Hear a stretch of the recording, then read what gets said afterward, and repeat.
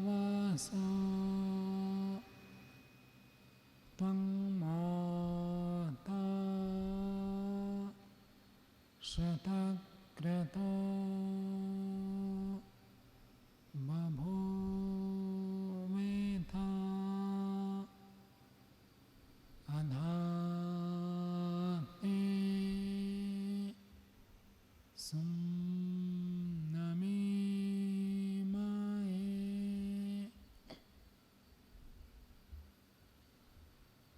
माननीय आचार्य जी,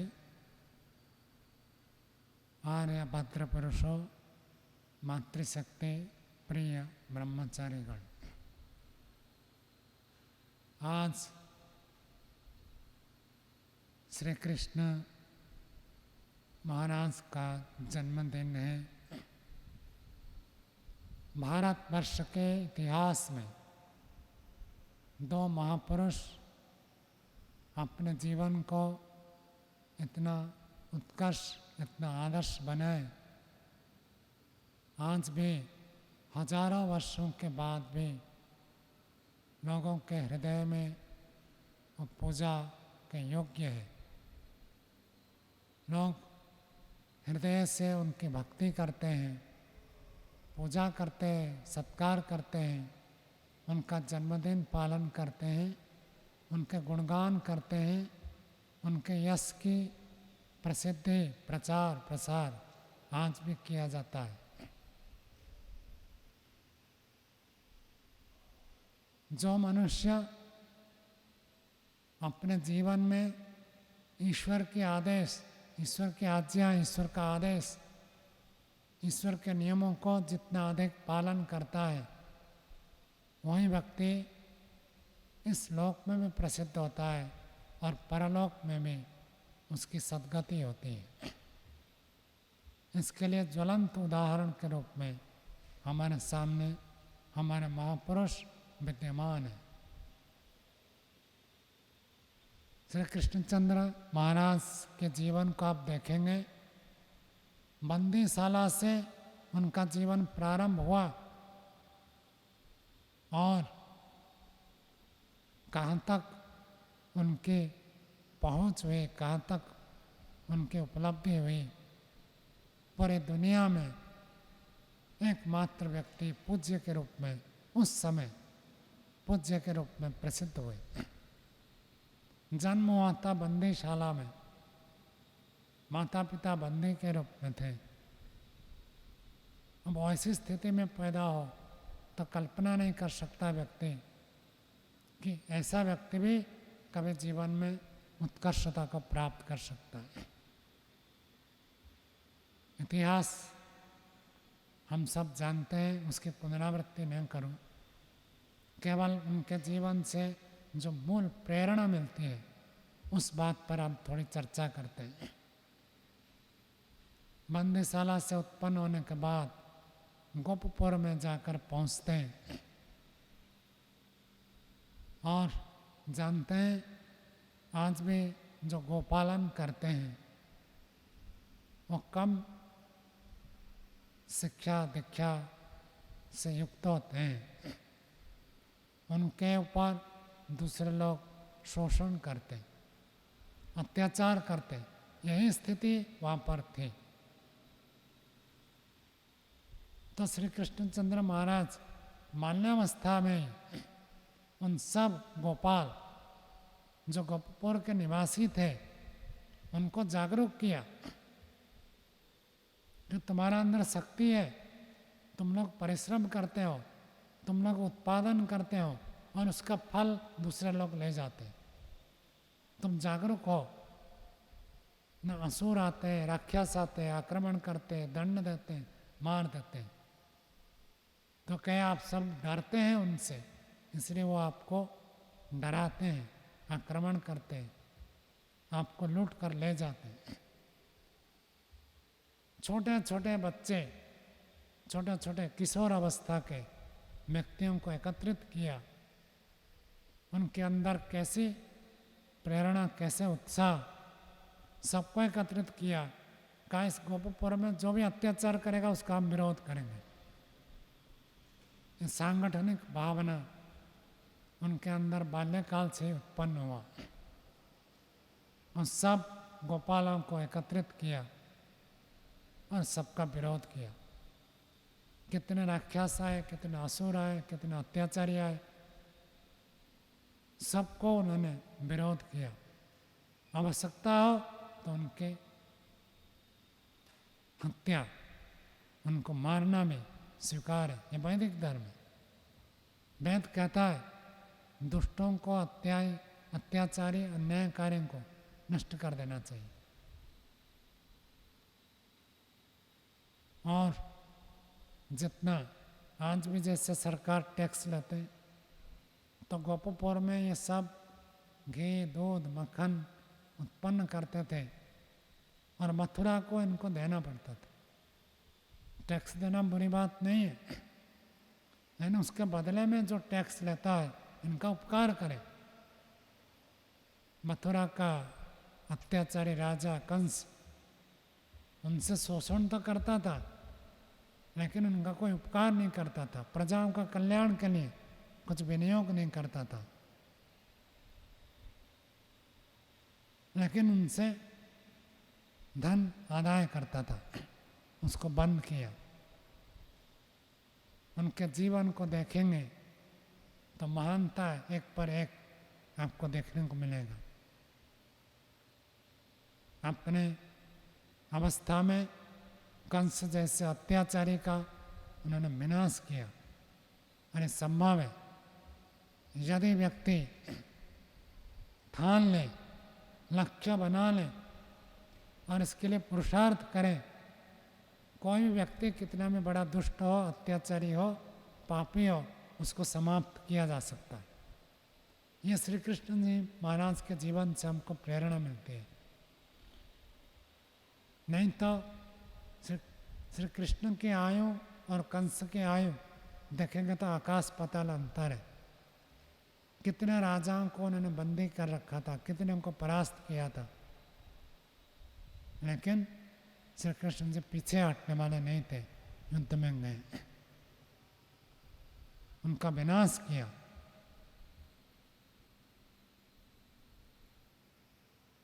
जीवन से प्रेरणा यदि ले, श्री कृष्ण का जीवन आरंभ से अंत तक आप देखेंगे सब जगह उन्होंने धर्म की रक्षा के लिए खूब संघर्ष किया है।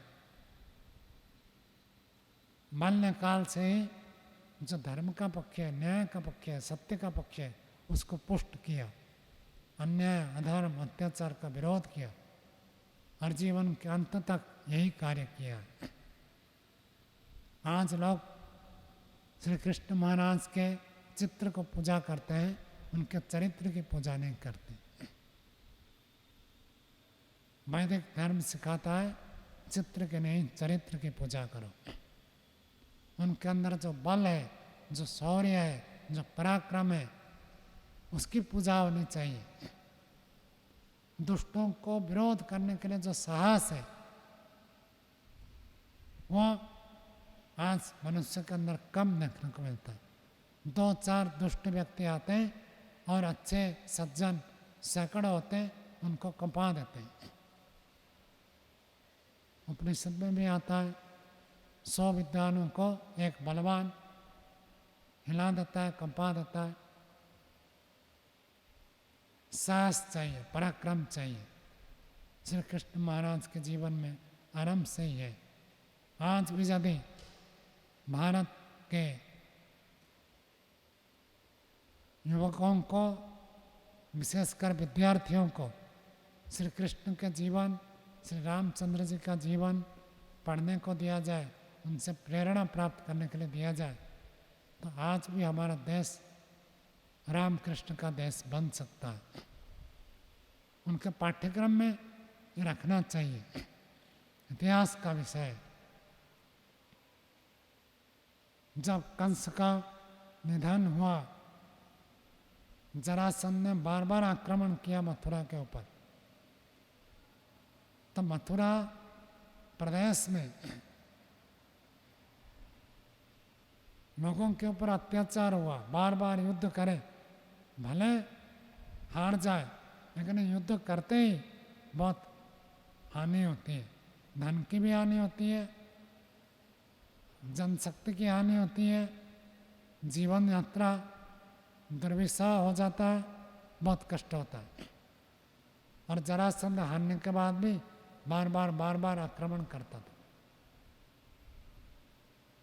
तो जन समुदाय के हानि को बचाने के लिए उन्होंने सोचा कि जरासंध का द्वेष मेरे से है, मथुरा के निवासी से नहीं। तो मथुरा को छोड़कर गोपपुर चले गए। लोगों ने कहा आप यदि युद्ध को छोड़कर जाएंगे, लोग आपको अपमानित करेंगे। इसलिए गुजरात में एक नाम प्रसिद्ध हो गया, रणछोड़ दास। रण को छोड़कर वो चले गए। लेकिन प्रजा के कल्याण के लिए यदि व्यक्ति को अपना सम्मान को छोड़ना पड़ता है तो उसके लिए तैयार करना ना चाहिए। मथुरा के प्रजाओं की बहुत हानि हो रही थी। एक बार युद्ध हो, कारगिल जैसे युद्ध हुआ, भारत की जीत हुई है, लेकिन कितनी शक्ति, समय, साधन सब खर्च होता है, वो सब जानना आवश्यक है। तो उसकी सुरक्षा के लिए वो छोड़ कर गए। फिर शक्ति एकत्रित करके जरासंध को परास्त किया, निधन किया। ये नीति है। प्रजा का हित राजा के लिए मुख्य होता है, मान सम्मान मुख्य नहीं है। भले कृष्ण का अपमान हो, रण को छोड़कर चले गए कहे, प्रजा का हित के लिए वो कर्तव्य था। बाल्यकाल में विशेष शिक्षा नहीं हो पाई, लेकिन गोपपुर में विशेष विद्या अध्ययन नहीं हुआ। लेकिन जब पता चला कि गुरुकुल में अध्ययन करना चाहिए, तो महर्षि सांदीपनि के आश्रम में जाकर उन्होंने गुरुकुल में विद्याध्ययन किया, गुरुकुलीय शिक्षा को प्राप्त किया। यह श्री कृष्ण महाराज की विशेषता है।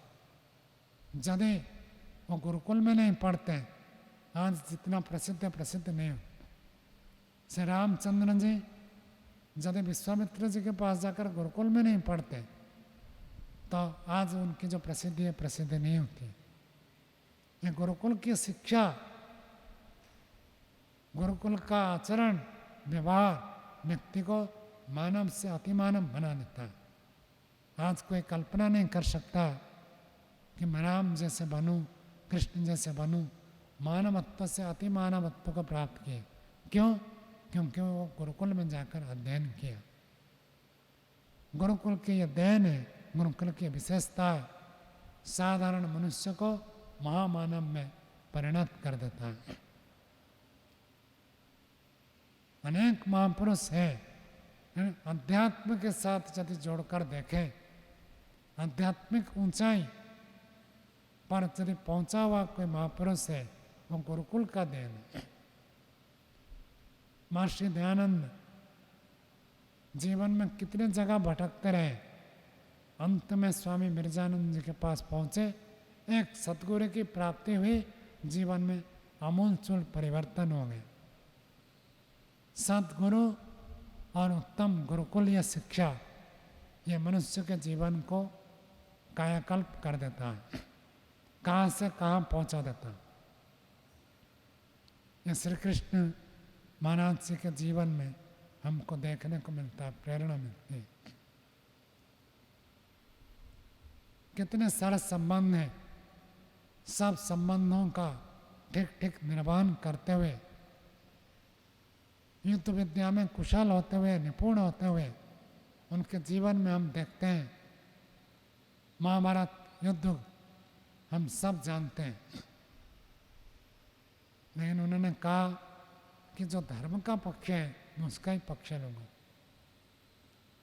आज चाहे पितामह भीष्म हो, आचार्य द्रोण हो, कृपाचार्य हो, कर्ण हो और बड़े बड़े महारथी है, सबकी निंदा होती है, श्री कृष्ण की प्रशंसा होती है। क्यों होती है? क्योंकि उन्होंने धर्म का पक्ष लिया, बाकी सबने अधर्म का पक्ष लिया। तो यदि श्री कृष्ण महाराज के जीवन से प्रेरणा मिलती है तो धर्म के लिए वो युद्ध करने के लिए भी तैयार हो गए। स्वयं रथी बन सकते थे, स्वयं युद्ध कर सकते थे, लेकिन स्वयं न रथी बने, न महारथी बने, न युद्ध किया, वो सारथी बने। सारथी का ड्राइवर, आज की भाषा में कहे तो गाड़ी का ड्राइवर है, लेकिन वो ड्राइवर बनने में अपमान अनुभव नहीं किए, क्योंकि रथ को तो ले जाने वाला सारथी होता है। जो सारथी जितना निपुण होता है वो लक्ष्य तक पहुंचा देता है। रथी को लक्ष्य तक पहुंचाने में सारथी की भूमिका सबसे महत्वपूर्ण है, तो सारथी की भूमिका में वो रहे। अर्जुन उनसे छोटे कहे, गुण कर्म स्वभाव में उनसे बहुत कम है, फिर भी उनका सारथी बनने में वो कोई है मनोभाव प्राप्त नहीं किए। उनका जीवन एक समष्टि के लिए, एक समग्रता के लिए, जीवन की उत्कर्षता के लिए, धर्म की जीत के लिए, चाहे हमें छोटा मिले, स्थान मिले, तभी हम उसका निर्वहन करेंगे। श्री कृष्ण के जीवन में हम देखने को प्राप्त करते हैं, उन्होंने शपथ किया था कि मैं अस्त्र नहीं उठाऊंगा, शस्त्र नहीं चलाऊंगा। लेकिन महाभारत के युद्ध में जब अर्जुन जी पितामह भीष्म के ऊपर अस्त्र प्रयोग करने में शिथिल हुए, ढीले हुए, तो अपने नियम को तोड़कर उन्होंने शस्त्र उठा दिया। कहा तुम नहीं मारते तो मैं मारूंगा। और भीष्म जी के जीवन में हम देखते हैं कि उन्होंने अपने प्रतिज्ञा की पूर्ति के लिए अन्याय को, अत्याचार को, सबको समर्थन करते हैं। तो हमको इन दोनों के जीवन को देखने को मिलता है, जिस कारण से कौरव वंश का सर्वनाश हो गया। भीष्म जी के पास शक्ति भी थी, सामर्थ्य, अधिकार भी था। राजा को चाहे वो धमका भी सकते थे और युद्ध भी कर सकते थे, आदेश भी दे सकते थे, लेकिन उन्होंने केवल अपनी प्रतिज्ञा के लिए राजा को मैं आदेश नहीं दूंगा, राजा जो कहेगा उसका पालन करूंगा, राजा की रक्षा करूंगा, स्वयं राजा नहीं बनूंगा, राजा की रक्षा करूंगा। इस कारण से कौरव वंश का सर्वनाश हो गया। इसके विपरीत यदि श्री कृष्ण जी अस्त्र नहीं उठाते, अर्जुन मोह के कारण से पितामह भीष्म के ऊपर अस्त्र नहीं चलाते, तो हारना तो निश्चित था। धर्म का पराजय हो जाता। धर्म के जीत के लिए अपने नियम को छोड़ दिए। तो क्या शिक्षा मिलती है? यदि धर्म आदर्श हो, धर्म की शिक्षा, धर्म की श्रेष्ठता है, धर्म का कहीं पराजय होता है तो वहाँ पर अपना नियम गौण है। महर्षि दयानंद में आर्य समाज के नियम में लिखते हैं, सामाजिक सर्वहितकारी नियम में सबको परतंत्र रहना चाहिए और प्रत्येक हितकारी नियम में सब स्वतंत्र रहे। मैं अपने नियम को पालन करूँगा, ये मेरा व्यक्तिगत नियम है, उसमें मैं स्वतंत्र हूँ। लेकिन समाज की हानि हो रही है, धर्म अधर्म का युद्ध हो रहा है, तो धर्म की पराजय हो जाएगी। उस स्थिति में अपना नियम गौण है, धर्म की जीत करना है। यही बात हमको न्याय दर्शन में मिलता है। यदि कभी वैदिक धर्म का पराजय होता है तो जल्पो वितंडा का भी प्रयोग कर सकता है व्यक्ति। सामान्य रूप से मना है, जल्पो वितंडा प्रयोग नहीं करना है, लेकिन वैदिक धर्म कभी हानि को प्राप्त होता है, पराजित होता है, अपमानित होता है। कोई राजा ही वैदिक धर्म को छोड़कर अन्य मत में जा रहा है, उस स्थिति में जल्प वितंडा करके भी दूसरे को परास्त करने का विधान है। श्री कृष्ण जी वैदिक वेद के विद्वान थे, वैदिक मार्ग पर अपने जीवन को चलाया और सबको वेद के अनुसार ही जीवन चलाने के प्रेरित किया। उनके जीवन देखेंगे, बाल्यकाल से लेकर उनके मृत्यु तक कभी भी जीवन में उन्होंने धर्म को नहीं छोड़ा, सब जगह धर्म को ही प्राप्त किया। कंस को मारने के बाद उस समय नियम था, जो राजा को मारेगा, जो राजा को जीतेगा वो राजा बनेगा। स्वयं राजा बन सकते थे, सभी यादवों ने उनको कहा कि आप राजा बनिए, कहना मैं राजा नहीं बनूंगा। कंस ने अत्याचार करके अपने पिताजी को ही राजगादी से हटाकर स्वयं राजा बना था, इसलिए वो अत्याचारी के रूप में प्रसिद्ध हुआ। और श्री कृष्ण जी राजा बन सकते थे, कंस का विनाश किया, लेकिन स्वयं राजा नहीं बने।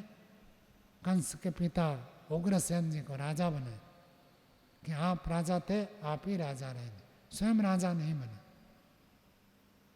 जिसके अंदर विवेक होता है, जिसके अंदर वैराग्य होता है, वही व्यक्ति राजपद को त्याग कर सकता है। सामान्य बात नहीं है, इतने बड़ी उपलब्धि होने के बाद भी त्याग करना। तो हम भगवान कहते हैं, जिसके अंदर 6 भाग होता है, ऐश्वर्य होता है, ऐश्वर्य है, तेज है, यश है, श्री है, संपत्ति है, सौंदर्य है, शोभा है, जिसका यश गुणगान सब करते हैं, जिसका जय जयकार होता है, यशस्वी हो, जिसके अंदर तेज है, बल पराक्रम ओजस्विता हो, और ज्ञान और वैराग्य। श्री कृष्ण महाराज कभी भी वेद की नीति को नहीं छोड़ा, नीति के अनुसार ही जीवन को चलाया, और दूसरों को भी, पांडवों को भी सदा सर्वदा नीति के अनुसार चलने के लिए प्रेरणा दी है। नीति को छोड़कर नहीं, ऐसे ज्ञान से वो परिपूर्ण थे। और वैराग्य, राजपाट को भी वो त्याग करने में समर्थ थे। और बड़े बड़े यज्ञ हो, ऋषि मुनि के भी वो पैर धोने में संकोच नहीं करते थे। अर्जुन जैसे व्यक्ति के सारथी होने में संकोच नहीं करते थे। तो ऐसे ऐश्वर्य, तेज, यश, श्री, ज्ञान, वैराग्य से जो परिपूर्ण होता है उसको भगवान कहते हैं। परमात्मा नहीं है, ब्रह्म नहीं है, लेकिन भगवान कह सकते हैं। जिसके अंदर अच्छे ऐश्वर्य होता है वो भगवान है। तो आज भी भगवान के रूप में पूजा पाते हैं। उनके जीवन से हम प्रेरणा लें और अपने जीवन को भी दिव्य बनाएं। इतना कहकर वाणी को विराम देते हैं। ओम शांति।